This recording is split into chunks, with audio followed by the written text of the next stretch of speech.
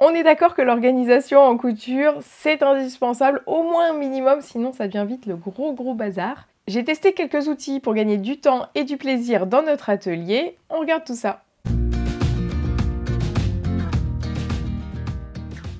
J'ai testé les produits Patterns for You. Alors vous savez peut-être qu'ils font de l'impression au format A0, ce qui est vachement pratique et je vous en ai déjà parlé dans ma formation Le temps de coudre, qui est destinée à ceux qui ont du mal à trouver le temps de coudre, et moi-même j'avais déjà passé commande chez Patterns for You pour avoir des patrons en A0. Pour ceux qui ne savent pas de quoi je parle, là je vais en reparler juste après. Donc quand ils m'ont proposé de m'envoyer des produits et des patrons imprimés pour que j'en parle dans une vidéo, je me suis dit ah super, je vais pouvoir faire un petit tuto vidéo pour montrer à celles qui sont pas du tout amies de l'informatique comment on peut facilement se faire livrer nos patrons en format A0. En plus c'est assez rapide. Et puis, je suis allée voir ce qu'ils faisaient comme autres produits, et pour plusieurs produits, je me suis dit, tiens, ça m'intrigue, ça a l'air sympa, mais c'est dommage, on se rend pas trop compte de ce que ça peut donner.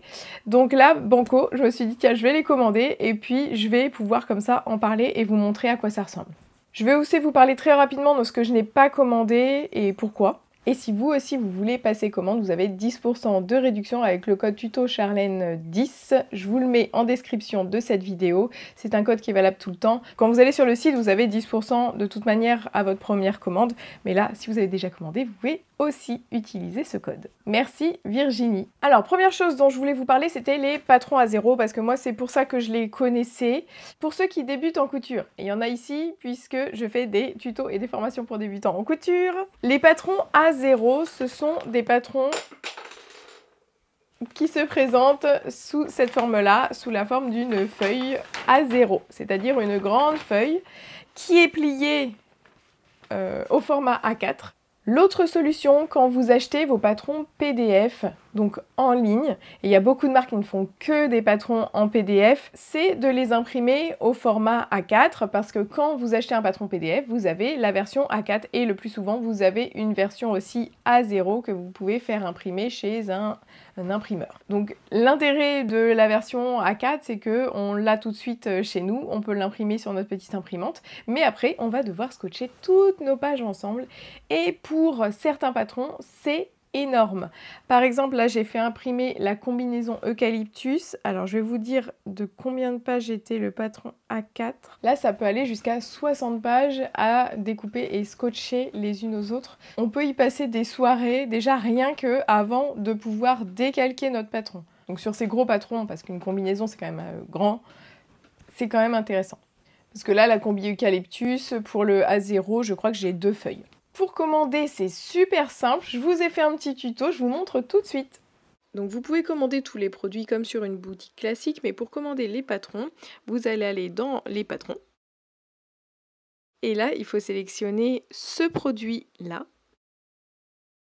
Quand vous êtes sur la page, tout est expliqué, mais je vais vous montrer, c'est super simple. Vous avez un petit rectangle ici où il faut glisser vos patrons au format A0 ou alors au format, souvent c'est marqué Copy Shop.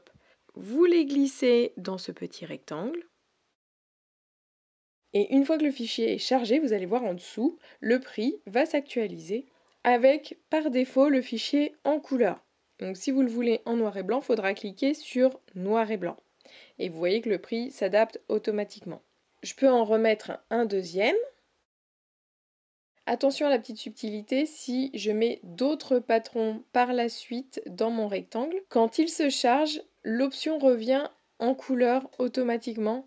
Donc dans ce cas-là, il faut décocher le noir et blanc et le recocher et ça va à nouveau vous actualiser le prix.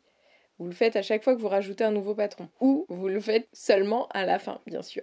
Et une fois que vous avez toutes vos planches de patrons chargées, là je vois que pour la Delano j'en ai 3 planches et pour la Magnolia j'ai 2 planches. Et bien vous allez cliquer sur ajouter au panier et vous allez pouvoir commander comme d'habitude quand vous commandez sur internet. Donc comme je vous l'ai dit, vous recevez ensuite votre patron plié au format A4. Alors parfois, c'est vachement bien conçu, du coup la mise en page du patron fait que au pliage, on a bien le modèle, son nom, sa difficulté qui apparaît sur la première page. Et donc ça, moi, j'apprécie particulièrement parce que j'ai pas besoin d'adapter, je peux directement mettre ce patron dans ma boîte de patron. Moi, j'ai plusieurs boîtes comme ça. Là, c'est les tops ici. Vous voyez que c'est bien plein. Je pense qu'il faudra faire une vidéo bientôt sur le tri dans les patrons parce que, alors, soit on réaménage autrement, soit on va aussi faire le ménage par le vide. Bref, ça fera l'objet d'une autre vidéo, mais ce que je veux dire par là, c'est que moi, là-dedans, je mets soit dans des enveloppes craft et je mets le nom du patron en haut, soit je mets directement mon patron à l'intérieur et je mets son nom aussi en haut pour que je puisse retrouver facilement mes patrons comme ça. Ils ne sont pas tous pliés exactement au carré parce que j'ai une méthode de pliage de mes patrons PDF assemblés, vous savez, les feuilles A4 scotchées. J'ai une méthode particulière de pliage, j'ai fait une vidéo spéciale là-dessus, je vous la mets en description si ça vous intéresse de plier vos patrons pour qu'ils rentrent dans une boîte comme ceci. Mais là, du coup, on n'a pas le problème parce qu'ils sont directement pliés, c'est quand même un avantage. Alors, il y en a où ça tombe pas très bien, le nom du modèle et le petit dessin technique, ils n'arrivent pas juste en haut, donc moi je remets le nom comme je fais pour tous les autres que j'ai dans ma boîte. Mais j'avoue que quand ça tombe bien sur la première page, c'est bien agréable d'avoir même le petit dessin technique qui va avec le nom. Ça, je ne le refais pas à chaque fois. Et puis, si vous voulez, Patterns for You vous propose d'autres solutions pour ranger vos patrons. Parce que là, c'est vrai que bon, ça peut un peu s'ouvrir. Des fois, on a plusieurs, justement, sur celui-ci, là, j'ai plusieurs feuilles A0. Donc, moi, je les mets les unes dans les autres. Ça marche plus ou moins, mais ce n'est pas la solution la plus idéale. L'idéal serait donc de les mettre dans des pochettes, un petit peu comme je fais dans mes enveloppes craft. Donc, l'enveloppe craft, c'est bien, mais c'est pas très joli. Donc, Patterns for You vous propose quelque chose d'un petit peu plus sympa, où on pourrait d'ailleurs reporter des données sur notre patron, donc le nom du patron, la marque, la taille décalquée, ce qui peut être pas mal quand vous voulez refaire le patron, de savoir ce que vous aviez décalqué pour comparer avec la taille que vous voulez faire actuellement. Le métrage du tissu utilisé, c'est pas toujours quelque chose qu'on prend soin de faire, mais c'est bien, avant de commencer un projet, de mesurer combien vous avez de tissu. Et comme ça, vous mesurez votre coupon qui reste à la fin. Moi, en tout cas, comme je fais des petites tailles, souvent, j'ai besoin de moins de tissu que ce qui est dit dans le manuel du patron. Donc moi, ce métrage de tissu utilisé, ça m'intéresse vraiment. Le temps de réalisation, c'est difficile aussi, on va en reparler juste après, d'évaluer le temps de réalisation, mais c'est quelque chose que j'aimerais faire davantage. Donc pourquoi pas le mettre ici. Les difficultés selon moi et la note. Alors voilà, c'est peut-être des notes qu'on se laisse à nous-mêmes pour l'avenir, pour refaire tel ou tel patron. Moi, ce que j'aime dans ces pochettes-là, c'est leur côté assez compact. C'est à peu près comme mes enveloppes craft, mais en plus joli. Et puis, il n'y a pas le petit truc qui revient sur le dessus, mais que de toute manière, je ne ferme pas et ça fait un peu dégoûtant, là. Vous voyez ? On peut se demander si ça va être pratique de rentrer des patrons qui ont plusieurs feuilles A0. Moi, j'ai pas eu de problème. Là, si on reprend notre patron Eucalyptus, qui est quand même un patron assez volumineux, il avait 2 planches et il est très bien rentré là-dedans. C'est environ du coup 1 € la pochette, je crois, puisque c'est 5 € les 5. Donc si vous avez envie de pimper un petit peu votre rangement de patron, pourquoi pas. Après, il propose des boîtes qui sont un petit peu plus épaisses. Donc elles font, je mesure, 2 cm d'épaisseur. Et là, ce qui est intéressant, c'est que vous avez sur la tranche, vous pouvez marquer. Donc si vous avez une étagère, ça c'est pas mal. Ça va être rangé sur une étagère un peu comme des livres. Vous les recevez à plat et ça se monte très très facilement parce qu'il y a une bande là autocollante. Vous enlevez le petit plastique dessus et vous avez juste à replier. Donc ça se fait très très bien. Bon, je vous conseille d'écrire avant de monter la boîte parce que là j'ai monté la boîte et puis après je vais un peu l'écraser quand je vais écrire dessus. Moi j'ai pris ces modèles, les imprimer, je trouve ça assez classe. Le seul point négatif de ça, je dirais, ce sont les 2 cm d'épaisseur, mais il faut voir aussi le positif. Si vous imprimez votre livret qui va avec votre patron, Moi, c'est quelque chose que je fais de temps en temps. J'essaye de faire 2 pages par feuille pour pas utiliser trop de papier. Mais vraiment, j'aime bien avoir les livrets imprimés, pouvoir les consulter facilement. C'est moins pénible que de regarder sur l'ordinateur. Donc après, comme j'ai les livrets, moi je les mets dans un classeur avec les pièces de patrons décalquées. Donc j'ai 2 endroits pour ranger les patrons. Finalement, j'ai mes patrons, les grandes planches que j'ai là dans ma boîte que je viens de vous montrer. Et puis j'ai un classeur et dans le classeur, je mets juste les livrets avec les pièces décalquées. Là, avec ça, ça permettrait de mettre carrément tout au même endroit. Et là, comme j'en ai 3, je me demande si je ne vais pas sélectionner soigneusement des patrons qui sont des basiques ou à partir desquels je vais faire plusieurs choses. Je pense notamment au patron Saiki, le pantalon Saiki d'Ivan S, qui est un pantalon très versatile. Il a pas mal de planches de patron parce qu'il a une version élastiquée et une version non élastiquée. Et je pourrais mettre d'ailleurs toutes les versions là-dedans. Et puis mettre mes calques, mettre mon petit livret. Alors je crois que le livret par contre je ne l'avais pas imprimé parce qu'il est vraiment conséquent vu qu'il y a plein de versions et qu'elle détaille beaucoup. Mais bon, voilà, c'est un exemple. Peut-être choisir vos patrons qui vous servent le plus et les mettre dans des boîtes comme ça. Je sais pas. Alors là, vraiment, je vous demande votre avis. Qu'est-ce que vous en pensez ? Est-ce que vous avez déjà utilisé ces choses-là pour ranger vos patrons ? Et qu'est-ce qui vous a parlé ? Mettez tout ça en commentaire. Tous ceux qui vont regarder cette vidéo et moi-même, nous serons très intéressés par l'utilisation que vous faites de ces boîtes parce que je trouve que vous avez toujours des idées. Vous êtes super ingénieuses et ingénieux. Et vous avez toujours de super idées, donc voilà, envoyez. Et puis si vous voulez, venez poster vos photos sur le groupe Facebook Club Couture de Charlène. Venez mettre vos photos d'organisation de patrons, parce que vraiment, on a toutes besoin d'inspiration sur ce domaine-là. On a toutes des choses qui nous parlent plus ou moins. Donc moi, je vous dis comment je fonctionne, mais peut-être que vous, ce sera un autre fonctionnement qui va vous parler. Alors, ce n'est pas tout. J'ai aussi testé ce petit carnet qui s'appelle To-Sew List. Donc c'est notre liste de choses à coudre. Alors peut-être que comme moi, vous vous dites, bah dis donc, moi la mienne elle est longue comme le bras, donc ça tient pas sur un petit bout de machin comme ça. Alors effectivement, moi aussi c'est ce que je me suis dit. Et puis après je me suis dit, ah bah tiens, il y a 10 lignes, c'est pas mal. Parce que comme j'avais pour projet de continuer de faire 5 projets par semaine comme j'avais fait au mois de juin, finalement, pour moi, ça colle bien. Ça fait 15 jours où j'ai tous mes petits projets. Alors des fois, c'est juste recoudre doudou ou faire un petit tourlet sur telle ou telle chose. Hein. C'est pas des grands projets. Là, j'ai mis coudre une salopette. Je ne vais pas faire 5 projets complets comme ça par semaine, c'est clair. Mais je dois avouer que j'ai été quand même très ambitieuse sur cette liste-là. Alors là, je l'ai fait rapidement, j'ai pas utilisé les priorités, mais je pense que ça, c'est une colonne qui est quand même assez utile, en tout cas sur les choses urgentes, qu'on puisse cocher comme quoi, voilà, sur toute cette liste-là, il y a 3 choses essentielles que j'ai envie de faire, par exemple dans les 15 prochains jours, mais peut-être que vous, ce sera dans le mois, ou enfin, j'aime bien l'idée qu'on se fixe des objectifs un peu plus atteignables que notre liste, longue comme le bras, qui n'est jamais terminée, mais dans laquelle on rajoute toujours des choses. Ça n'a rien de motivant d'avoir une liste qui ne s'arrêtera jamais. Donc là, quelque chose de fini sur un temps déterminé, je trouve que c'est une bonne idée et ça va nous aider à passer à l'action. Le fond, il est un petit peu trop présent à mon goût, donc là j'ai utilisé les feutres Posca, vous savez, les feutres à la peinture acrylique, pour écrire mon mois de septembre, parce que sinon j'avais peur que ça se voit pas trop sur ce bleu assez foncé. Sinon j'aime bien les designs, il y a plein d'autres designs que ça. Hein.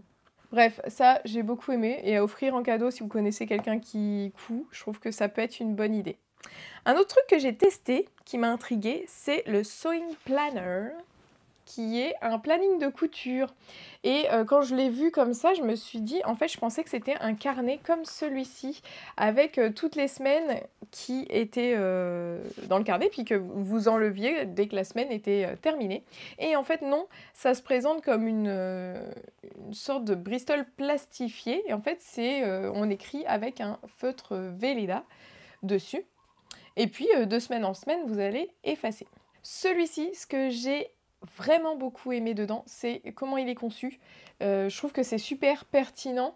En tout cas, moi, avec mon objectif de me mettre à coudre et de faire 5 projets par semaine, Et si vous, votre objectif, c'est par exemple de coudre un tout petit peu chaque jour, bah c'est vachement bien parce que tous les jours, on peut mettre ce qu'on a prévu de faire. On peut faire glisser un petit peu les choses. Là, vous avez un carré pour les notes.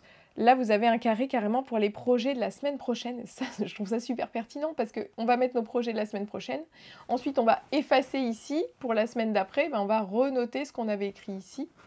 Et ça fait comme ça quelque chose qui tourne, qui glisse aussi de semaine en semaine, hein. On peut avoir un petit peu... Mais c'est ça, en fait, les plannings, souvent, on prévoit des choses et puis, en fait, ça va glisser plus ou moins, surtout la couture qui passe souvent après tout le quotidien à gérer. Donc, intelligent d'avoir mis les projets de la semaine prochaine. En plus, ça aide à se projeter et à déjà être dans l'action de la semaine prochaine. Donc ça, j'adore. Et puis, la liste d'achat, super aussi. On se rend compte, par exemple, le lundi qu'il nous manque quelque chose, on va le noter sur notre liste d'achat et ça reste en tête. On peut le garder de semaine en semaine aussi. C'est l'intérêt par rapport à quelque chose où on a des feuilles comme ça qu'on enlève de semaine en semaine. Il faut les réécrire sur la semaine suivante. Bah non, si je ne suis toujours pas allée faire mes courses de mercerie, bah je laisse toujours, par exemple, ma bobine de fil gris que j'ai toujours pas achetée. Et puis peut-être que quand j'aurai aussi 2-3 autres items à acheter, bah, je me déplacerai jusqu'au magasin ou je passerai commande. Bref, j'ai trouvé ça assez malin. Je vais l'utiliser. Et puis peut-être que je vous ferai aussi un retour sur, à la longue, quels outils je continue à utiliser, quels outils j'utilise plus. Mais en tout cas, toutes ces petites choses-là, ça peut vous permettre, quand vous commandez là-bas et que vous n'avez pas assez pour avoir la livraison gratuite, par exemple, commandez ces choses-là, franchement, ça peut vraiment vous aider à passer à l'action, à coudre. En plus de ma petite formation, le temps de coudre, qui ça, pour moi, c'est un basique si vous voulez prendre le temps de coudre pour vous. Je suis moins fan du côté où on doit écrire avec un Velleda, mais peut-être qu'on peut écrire aussi avec un marqueur craie et que ça dure plus longtemps, voilà. C'est mon petit côté zéro déchet. Et la dernière chose dont je voulais vous parler, c'est le carnet de couture. Parce que moi, en plus, le mien venait de se terminer. Voilà, moi j'avais un petit carnet comme ça. Et en fait, c'est un carnet de base avec des lignes. Et je l'avais conçu pour prendre des notes, pour moi, mais aussi pour vous faire les bilans couture, vous dire ce qui m'est arrivé pendant la couture de tel ou tel modèle. Ça permet aussi de se rendre compte de combien de projets on a cousu. Donc moi j'aime bien ce petit carnet de couture, c'est un bon outil pour moi. Peut-être que juste la pochette vous suffit. Moi du coup je notais tout dans mon carnet, donc la pochette fait un peu, je trouve, un petit peu double emploi. Et dans mon carnet j'écris un petit peu plus de choses. Toujours est-il que le mien était fini, donc je me suis empressée de prendre un notebook. Donc c'est ce qu'ils appellent le notebook de couture. Il y a plein de designs différents. Ce que j'ai adoré en premier, alors pas forcément la première page, vous avez une petite citation de motivation, pourquoi pas, mais là, ce que j'aime bien, c'est le sommaire, et moi, c'est ce que j'avais fait dans mon carnet à moi aussi. J'avais mis toute une page de sommaire. Hop. Voilà. Et vous voyez qu'au-dessus, moi, j'avais mis mesure, et ça, moi, je trouvais que c'était une super idée. Non pas parce que c'est la mienne, mais je trouve que mettre des mesures qu'on a à un temps donné, c'est pas mal du tout. Et puis dès qu'on les reprend, on les remet, on les actualise en fait, nos mesures, mais ça permet de ne pas forcément les reprendre à chaque fois. Si on fait un projet 2 semaines après un autre, c'est peut-être pas la peine de reprendre nos mesures. Donc je trouve ça assez sympa de les stocker quelque part. Et moi je ferais même carrément une page complète de mesures où on met le nom de la personne et ses mesures, parce que des fois on coupe pour les autres. Et ça permet de mettre... alors on met bien une date, et on met les mesures, et on pourrait mettre plusieurs dates et plusieurs mesures. Je trouve que ça peut être intéressant pour un carnet de couture comme ceci. Donc au niveau visuel, c'est vrai que c'est super sympa. Là, moi, j'ai commencé, j'ai testé en fait, avec le projet que je fais en ce moment, pour voir comment j'étais à l'aise pour remplir ce carnet. Qu'est-ce qui me parlait, qu'est-ce qui me parlait pas. Ce qui ne me parle pas tellement, c'est projet création qui est sur toutes les pages là, et moi j'aimerais juste qu'il y ait projet 2 points, et puis qu'on écrive le nom du projet et la créatrice, un petit peu comme il y avait sur les pochettes là, avec le nom du patron et le nom de la marque. La mercerie, pourquoi pas non plus. Moi en fait du coup j'ai un peu transformé ça en métrage du tissu comme on avait sur l'autre pochette. La taille, j'aurais mis un petit peu plus de place parce que moi j'ai essayé de justifier un petit peu et puis des fois ben, ça m'arrive très souvent de prendre le 38 à la taille, le 36 en haut et du coup ben, j'aimerais bien pouvoir le mettre ici. Si c'est un vêtement ou un accessoire, je sais pas si c'est super pertinent. Vous me direz ça, mettez-le moi en commentaire si ça vous parle. On a le temps de réalisation, donc comme je vous disais, ça je trouve ça super intéressant. Mais là j'ai déjà commencé à écrire en dehors de la case, donc pour moi il n'y a pas assez de place parce que idéalement il faudrait mettre session 1 tant de temps, session 2 tant de temps, et puis après on fait le total à la fin. Donc moi j'aurais mis temps de réalisation, tout ça pour écrire les créneaux sur lesquels on a bossé là-dessus. Et puis blog et site coup de cœur, bon là il se trouve que j'en avais un. C'est très rare que j'ai un site coup de cœur qui m'est vraiment inspiré sur le modèle. Et est-ce que j'ai envie de le consigner ici? Je ne sais pas. Là sur le body et données, c'était minusculement petite qui l'a fait, qui est trop jolie dans son body. Donc j'aimerais bien ressembler à ça moi aussi. Les modifications apportées, ça me paraît pas très grand, mais bon, pourquoi pas. Moi, là, pour le moment, ça tient. La difficulté, j'aurais mis une échelle peut-être de 1 à 10, parce que du coup, évidemment, je me suis retrouvée entre 1 et 2. Ça, c'est vraiment complètement personnel. Et je suis pas arrivée jusque-là. Vraiment, je pense que ce serait intéressant que je vous fasse un retour là-dessus, mais plus tard. Pour vraiment vous dire ce à quoi ça m'a servi et les points qui m'ont vraiment pas du tout servi. Parce que là, c'est vraiment un premier jet et je me dis bah, peut-être que j'aurai un autre regard une fois que j'aurai cousu plusieurs projets.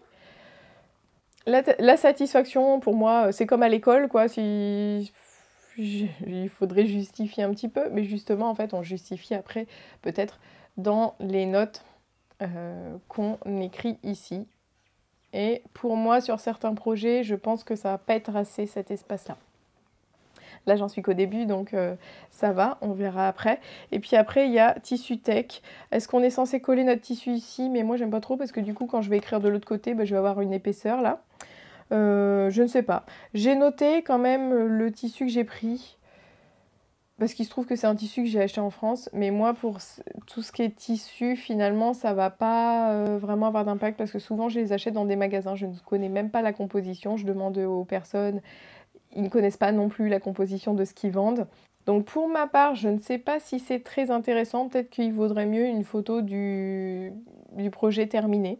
Mais là pareil, je vous demande votre avis, vous, est-ce que ça vous intéresse de garder une trace du tissu que vous avez utilisé pour tel ou tel projet ? Et où vous l'avez acheté, quel prix, etc. Voilà, en tout cas, moi je vais m'en servir, je vous ferai un retour et je vais vous parler aussi du carnet que je n'ai pas pris parce qu'ils avaient un autre type de carnet qui comprenait un petit peu tout. Il était un peu un mélange de la liste, du carnet et... alors je sais plus s'il y avait aussi de la planification, mais en tout cas, il comprenait tout au même endroit. Et moi, ça m'a moins parlé. J'ai l'impression que ce carnet avait plusieurs vitesses et que j'allais utiliser toute une partie rapidement et les autres parties pas vraiment. C'est peut-être complètement une idée reçue. J'aurais peut-être dû le prendre pour le comparer avec ce carnet-là. Bon, on verra peut-être dans l'avenir. En tout cas, j'ai eu de très bonnes surprises donc quand j'ai commandé chez Patterns for You et pas seulement pour les patrons. J'attends vos retours avec impatience. Si cette vidéo vous a aidé, mettez un petit pouce vers le haut. N'oubliez pas votre petit code de réduction, il est en description de cette vidéo. Abonnez-vous pour ne rien rater des prochaines vidéos. Et si vous voulez les recevoir directement dans votre boîte mail, vous pouvez vous abonner à ma lettre du mercredi. Et vous aurez même des bons plans couture, de l'inspiration, bref, plein de choses pour vous motiver à coudre. Pour vous inscrire à cette lettre, vous cliquez sur le premier lien en description. On se retrouve très vite dans une nouvelle vidéo. Bye.